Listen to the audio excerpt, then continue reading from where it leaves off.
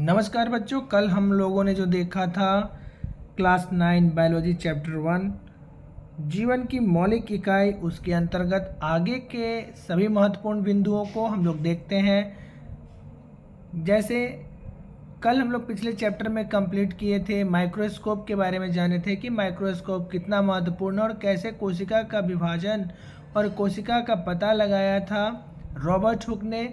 उसके बाद आगे हम लोग देखते हैं, इसी चैप्टर में कंटिन्यू करते हैं कि मनुष्य के रुधिर अर्थात ब्लड को तैयार स्लाइड से जब हम देखेंगे तो सूक्ष्मदर्शी के यंत्र द्वारा देखने पर ब्लड के विभिन्न प्रकार हमें दिखाई देगी, यानी कि ब्लड में क्या क्या चीज़ महत्वपूर्ण पाई जाती है वह हम उसके सेंट्रीफ्यूगल मशीन के द्वारा स्लाइड को, यदि हम उस पर ब्लड का स्लाइड देखेंगे तो उसमें हमें क्या क्या चीज़ मिलेगा। जैसे पहला हो गया लाल रुधिर कोशिकाएं।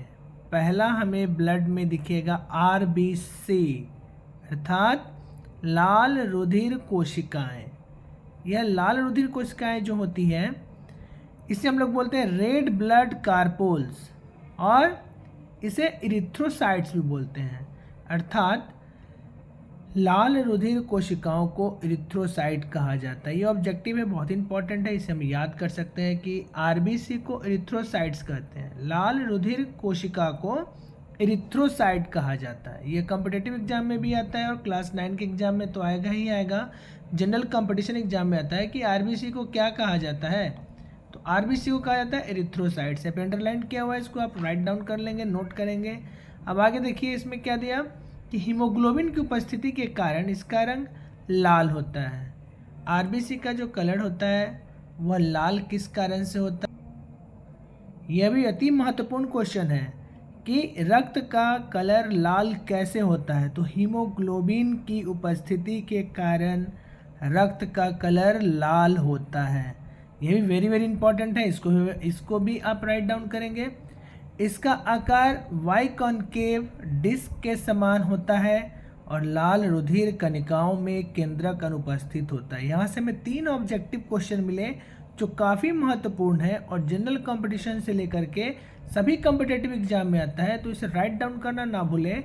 जैसे पहला हो गया कि RBC अर्थात लाल रुधिर कोशिका को इरिथ्रोसाइट कहा जाता है।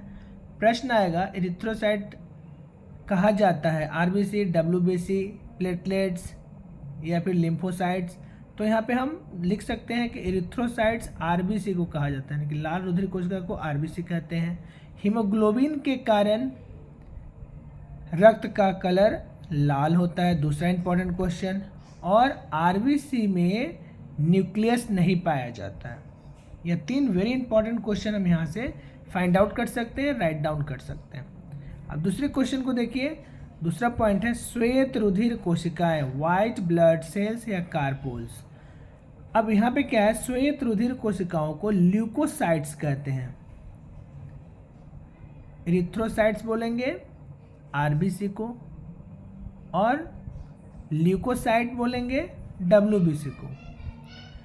लाल रुधिर कोशिकाओं से इसकी संख्या कम होती है, यानी ल्यूकोसाइट्स RBC से कम होती है।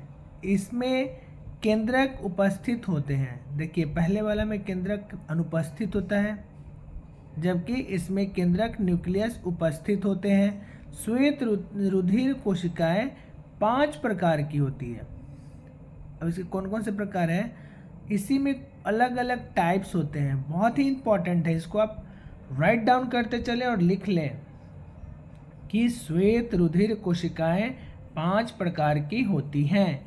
अब पहला टाइप्स को क्या बोलेंगे, मतलब WBC के 5 जो अलग अलग टाइप्स होंगे, तो पहला हो गया लसिकानु, इसको बोलेंगे लिम्फोसाइट्स, यानी लाल रुधिर कोशिकाओं की तुलना में ये आकार में बड़े होते हैं, इनमें एक केंद्रक होता है। लसिकानु को लिम्फोसाइट कहेंगे और यह आकार में बड़ा होता है, इसमें एक केंद्रक होते हैं। यह पहला हो गया WBC का पहला प्रकार। दूसरा हो गया मोनोसाइट्स। मोनोसाइट्स आकार में बड़े होते हैं, प्रत्येक में एक बड़ा केंद्रक पाया जाता है। देखिए सब डिफिनीशन आप बहुत ही इंपॉर्टेंट है, आप इसको लिखते चलें कि प्रत्येक में एक बड़ा केंद्रक पाया जाता है। तो ये आपका मोनोसाइट्स के बारे में हो गया। और इसके आगे हम फिर देखते हैं तीसरे प्रकार को बोलते हैं न्यूट्रोफिल। ये WBC में पाए जाने वाला तीसरा टाइप्स हो गया और इसको बोलते हैं न्यूट्रोफिल। अब ये न्यूट्रोफिल क्या करेगा भाई? तो न्यूट्रोफिल की कोशिकाओं में पालीयुक्त केंद्रक होता है, पार्श्वलिक केंद्रक होता है। इनके कोशिका द्रव में कणिकाएं पाई जाती है। न्यूट्रोफिल की कोशिका द्रव यानी साइटोप्लाज्म में कणिकाएं पाई जाती है। ये आपका तीसरा पॉइंट हो गया। चौथा प्रकार हो गया इओसिनोफिल।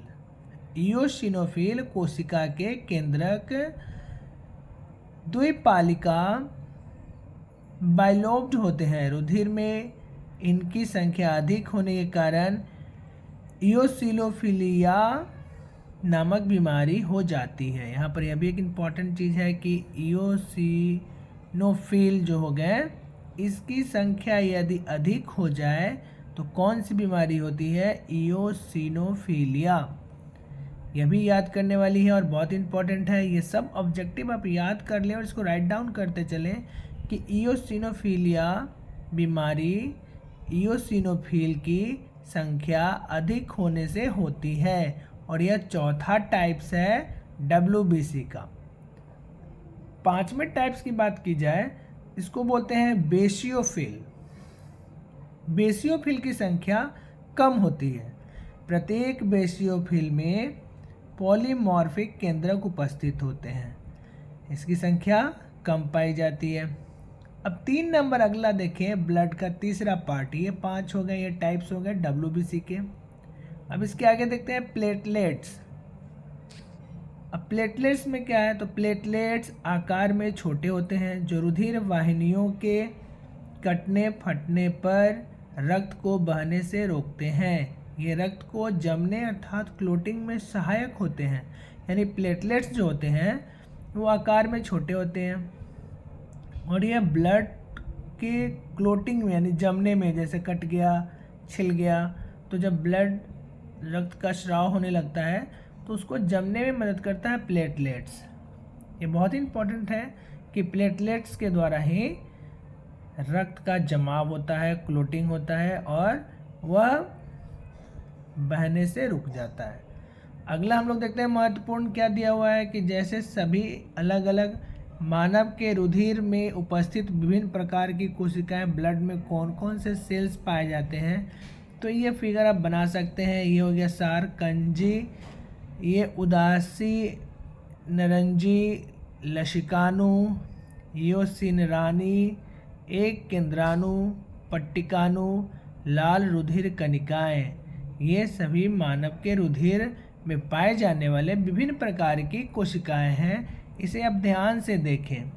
इस तरह से हम लोग ब्लड का अलग अलग पाए जाने वाले टाइप्स और उसके बारे में जाने कि उनमें क्या क्या चीज़ें पाई जाती हैं। आगे देखते हैं अगला टॉपिक। अगला इम्पॉर्टेंट टॉपिक का नाम है एक कोशिकीय जीव। इसे बोलते हैं यूनिसेलुलर ऑर्गेनिज्म।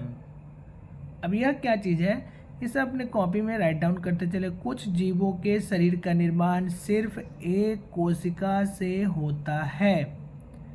कुछ जीवों के शरीर का निर्माण सिर्फ एक कोशिका के द्वारा होता है। इन्हें एक कोशिकीय जीव कहते हैं।